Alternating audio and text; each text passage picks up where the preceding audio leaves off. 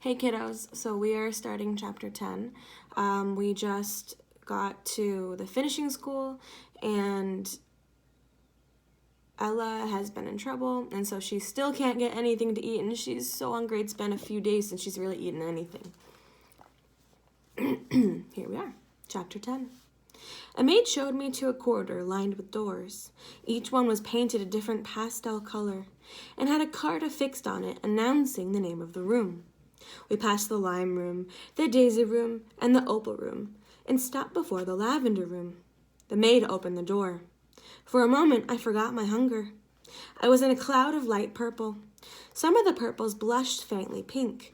Others were tinted pale blue, but they were no other color, only purple. The curtains were streamers, undulating from the breeze made by the door closing behind me.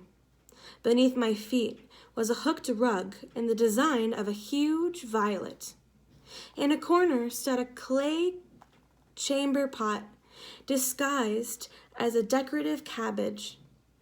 The 5 beds were swathed in gauzy fabric. The five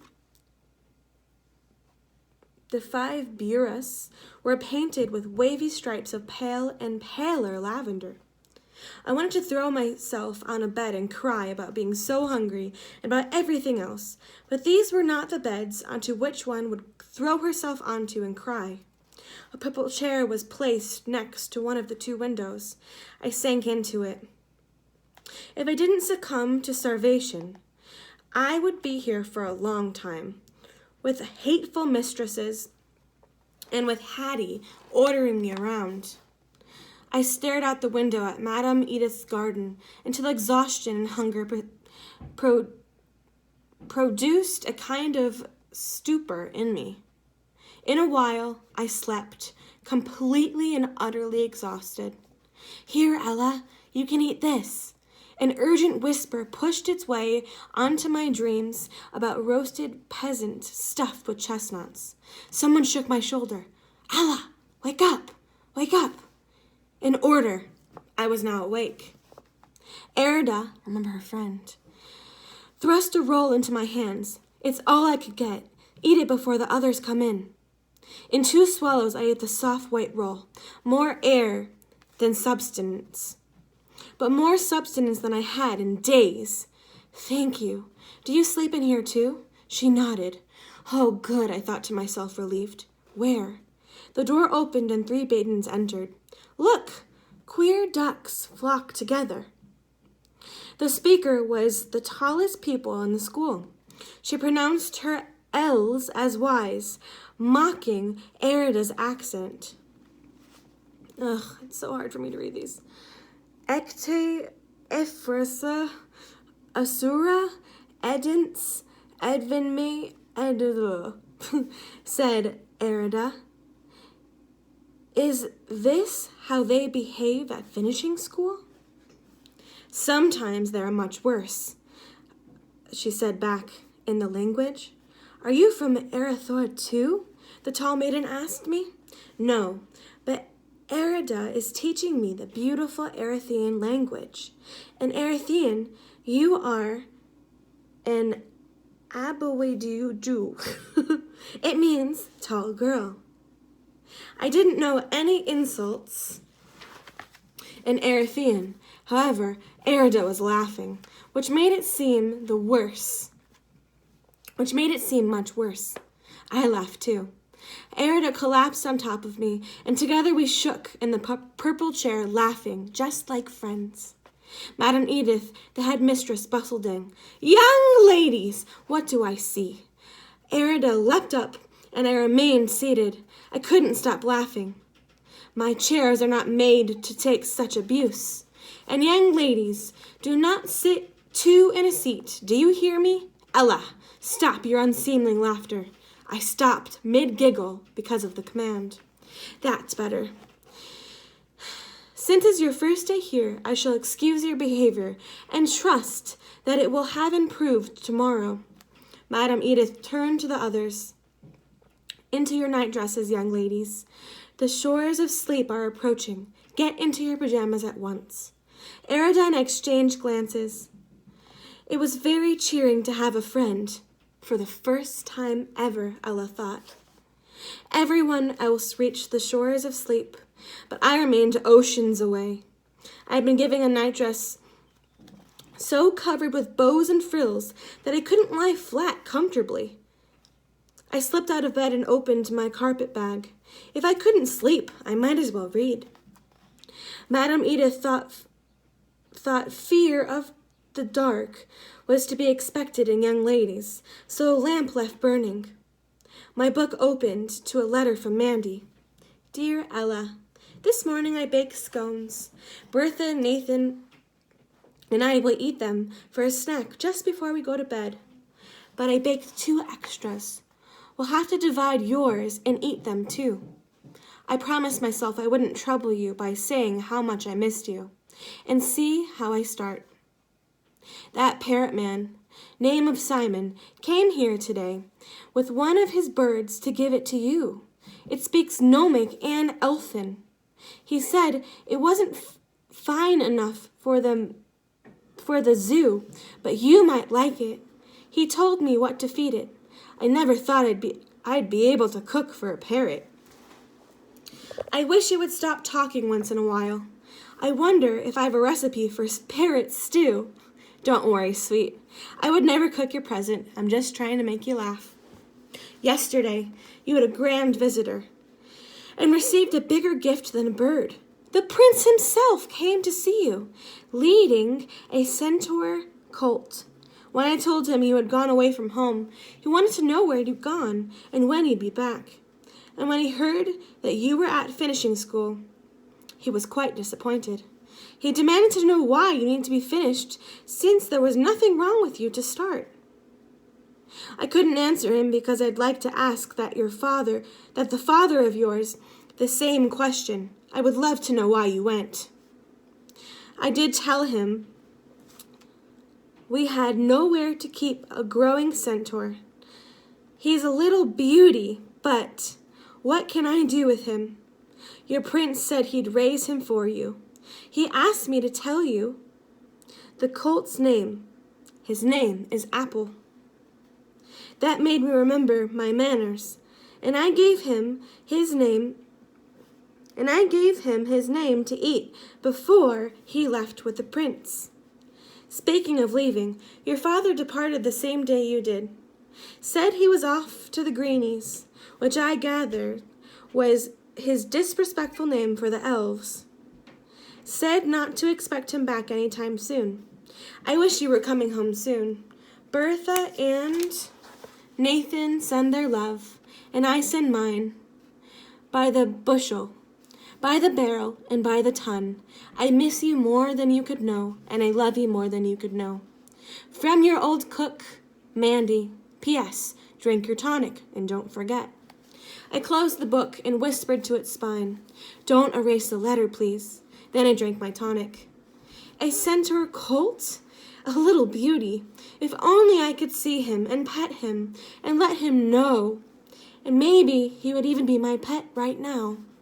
The tears that hadn't come in the afternoon came now. Mandy would be desperate if she knew that I hadn't eaten in 3 days.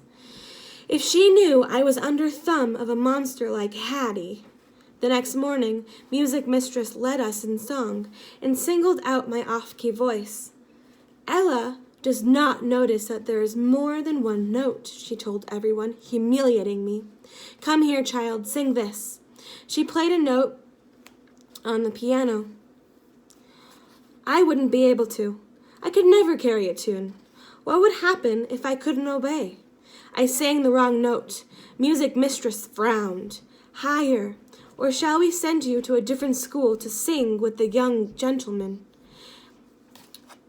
She depressed the key again, and remember that she's trying to make fun of her, saying that she sings really low, just like a boy. My next attempt was much too high. One lass covered her ears. I wish her an earache. Music mistress played again. My temples throbbed and my head even stronger. I sang a little lower. I hit the note, and she played another. I sang it.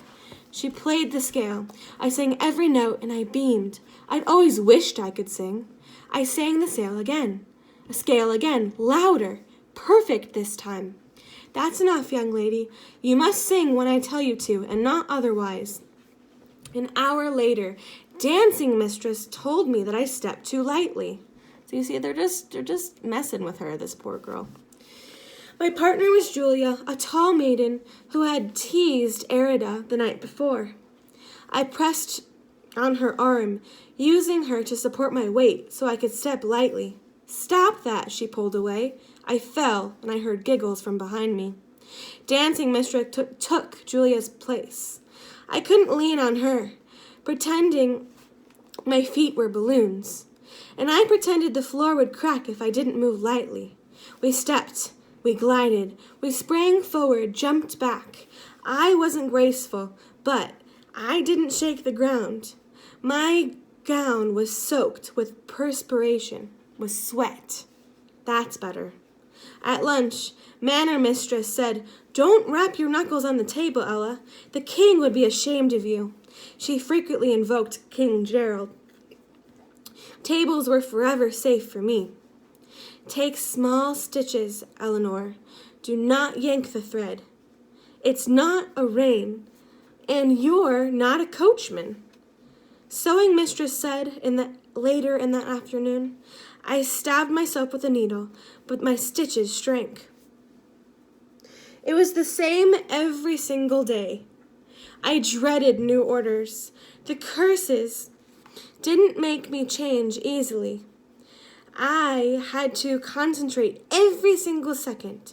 In my mind, I repeated my commands in an endless refrain.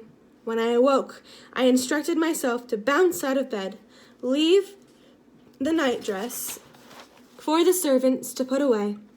At breakfast, don't blow on my porridge, and don't spit out the lumps. On our afternoon walks, don't skip or leap about. Be a perfect child, I told myself. Have no fun.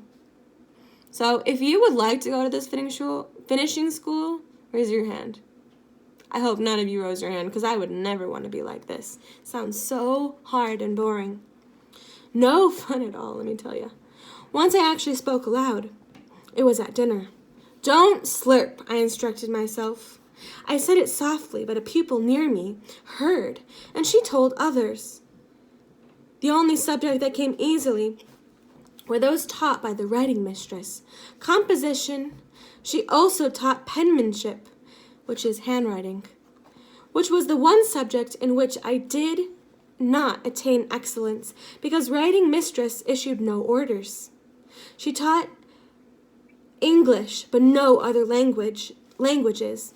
When I told her I knew a little of the exotic tongues and wished to learn more, she gave me a dictionary of exotic speech. It became my second favorite book, after Mandy's Present. Whenever I had time, I practiced the languages, especially Ogress. The meanings were dreadful, but there was an attraction in speaking the words, like they were smooth and sleek and slithery, the way a talking snake would sound. There were words like psisabusus, delicious, in English, sang, eat, heinen, dinner, effath, taste, and fanoof, sour. My progress in all subjects astounded the mistresses. In my first month, I did little right. In my second, I did little wrong. And gradually, it became natural. Light steps, small stitches, quiet voice, straight back, deep curtsies without creaking in the knees, no yawning, soup tilted away from me, and no slurping. But in bed, before I went to sleep, I imagined what the world would be like if I were free of Lucinda's curse. At dinner, I painted lines of gravy on my face and hurled meat pastries at Manor's mistress.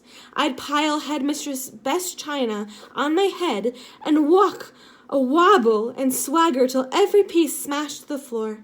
Then I'd collect the smashed pottery and smashed meat pastries and grind them into perfect stitches. I would be the worst student in the world if I could just get rid of my curse. chapter 11. And that's where I'm going to stop for today. I think something very dramatic's about to happen, but I can't be sure. Have a good day.